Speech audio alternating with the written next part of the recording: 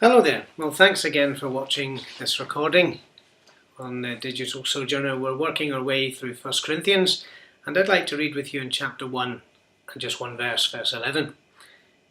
The Apostle writes, "For it hath been declared unto me of you, my brethren, by them which are of the house of Chloe, that there are contentions among you." It is very interesting. It's interesting in Scripture where someone is mentioned and that's the only time, and here is one.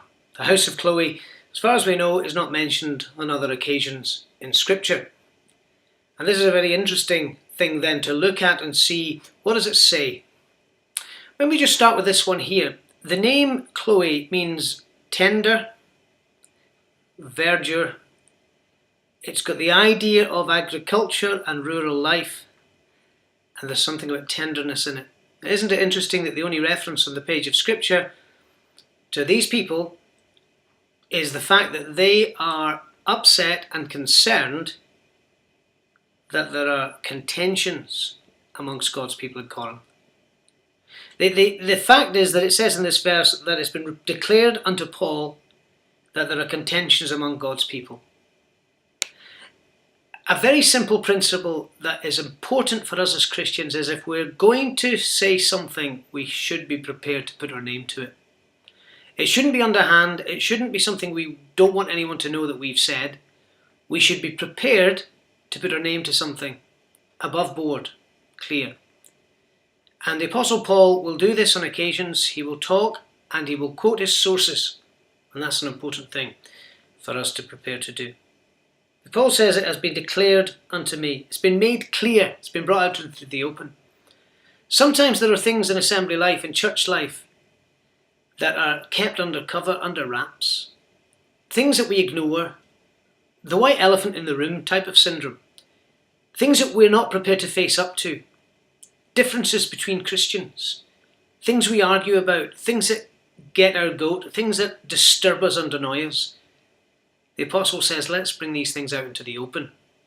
I'm not talking about focusing on every disagreement that a Christian has one with another, for we have personalities and sometimes we don't get on with people, and we've got to learn to temper that and be self-controlled and to be patient and long-suffering and not to look on our own things or to focus on our own priorities. But there are times when there are very subtle things going beneath the surface that divide and destroy and hurt and damage God's people. Paul says, bring those out into the open. The Spirit of God indeed says through Paul, bring those things out into the open. It's been declared unto me of you, my brethren, by them which are of the house of Chloe, that there are contentions. So, number one, if you're going to say something, make sure that you put your name to it. Number two, if there are underlying currents, differences, dissension, strife, deal with it. Remember, the Christian church, every local church, should be a united group of people. The whole church should be united, the unity of the Spirit, maintaining it in the bond of peace. God has created a unified church, but we've to maintain that unity in the bond of faith. We've to be those who maintain what God has created, and that means we've to take action when things are wrong. We've to bring peace where things have been disturbed. We've to deal with issues that are kind of niggling away beneath the surface. And Paul addresses them and he says, it's been declared unto me of you, my brethren. He doesn't disassociate himself from them.